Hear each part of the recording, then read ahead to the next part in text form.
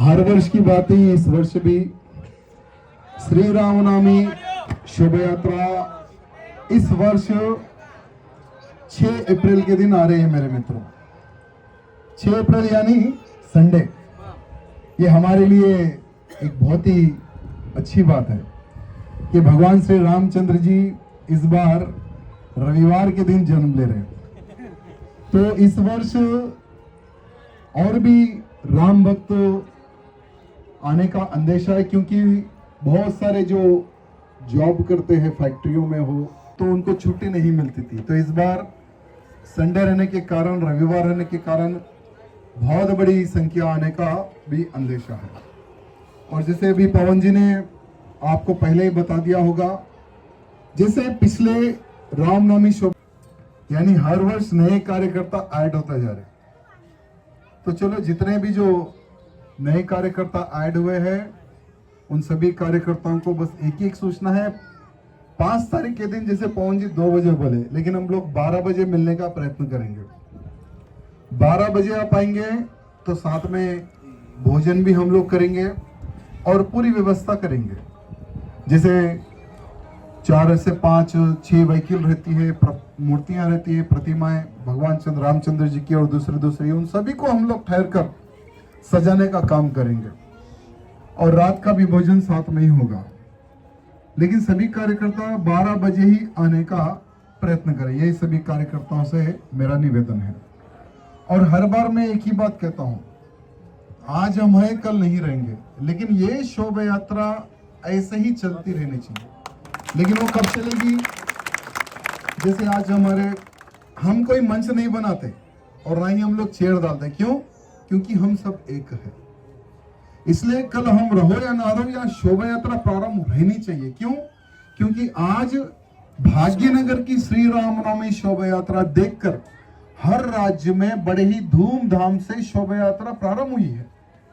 मुझे बिहार से, बंगाल से, आज तो नेपाल से मुझे कॉल आया कि भाई हम आपकी जैसी शोभा यात्रा हम लोग यहाँ पे प्रारंभ करें नेपाल में, और बंगाल में प्रारंभ हो गया है, बिहार में, महाराष्ट्र में, लगभग बहुत सारे क्षेत्रों में, कर्नाटक में, राजस्थान में, बहुत सारे क्षेत्रों में, हर राज्य में शोभा यात्रा प्रारंभ हो चुकी है। तो ये जो श्रेय जाता है ना, ये सब आप लोगों पर जाता है। क्योंकि हर बार मैं क्या कहता हूँ, यहाँ जो शोभा यात्रा जो निकलती है केवल एक व्यक्ति नहीं, हम सब लोगों की शोभा यात्रा है। इसलिए मैं हर बार सभी कार्यकर्ताओं को भी कहता हूँ, सभी को हम इन्वाइट भी जो करते हैं ना, हम सबकी बोलते हैं ये जो शोभा यात्रा निकलती है हमारे राम भक्तों द्वारा निकलती है, और ये हमारे पूरे कार्यकर्ता ही शोभा यात्रा निकालते हैं।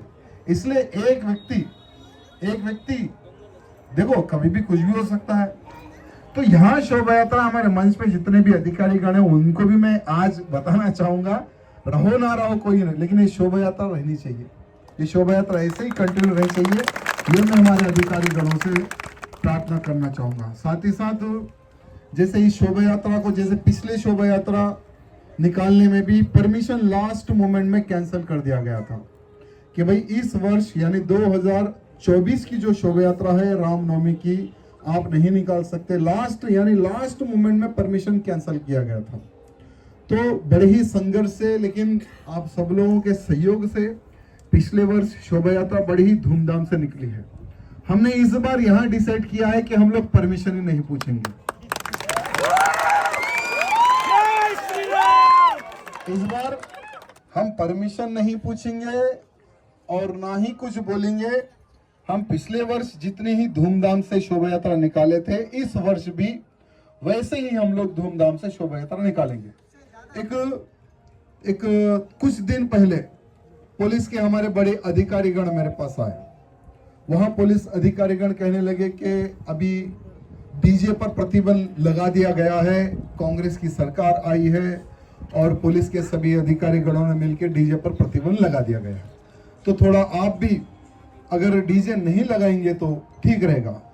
तो हम उनके अधिकारियों को कहे, हम बोले कि डीजे पर प्रतिबंध किस कानून के तहत आप लोग लगा रहे हैं?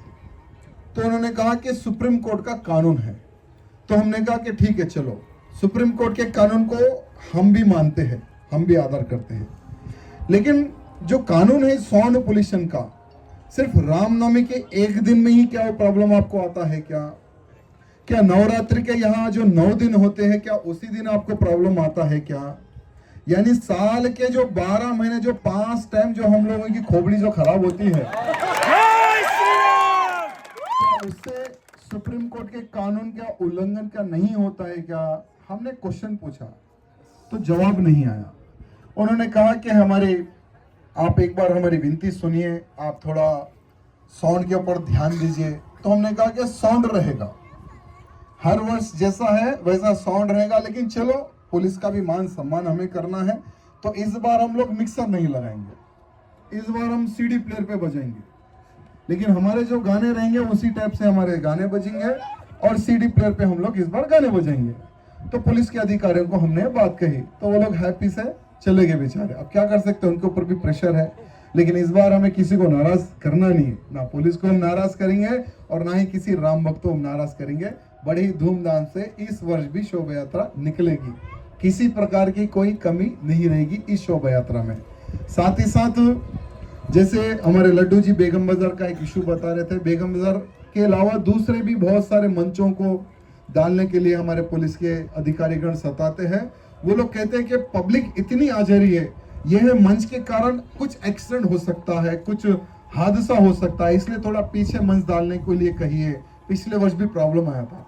तो हमारे पुलिस के अधिकारियों से मेरा निवेदन है कि हमारे कार्यकर्ताओं को पता है कि कहाँ ठहरना है, कहाँ नहीं ठहरना है, तो कृपया करके आप मंचों की सपोर्ट में आप खड़े रहिए, लेकिन हमें किसी को मंच ना डालने दे और मंच को आगे पीछे करने के लिए इस तरह से अगर पुलिस इस बार ना सताएगी तो अच्छा रहेगा। हमारे जो इंटेलिजेंट के जो अधिकारी यहाँ पर बैठे हुए हैं उनसे निवेदन है कि आप वो मैसेज पास कीजिए।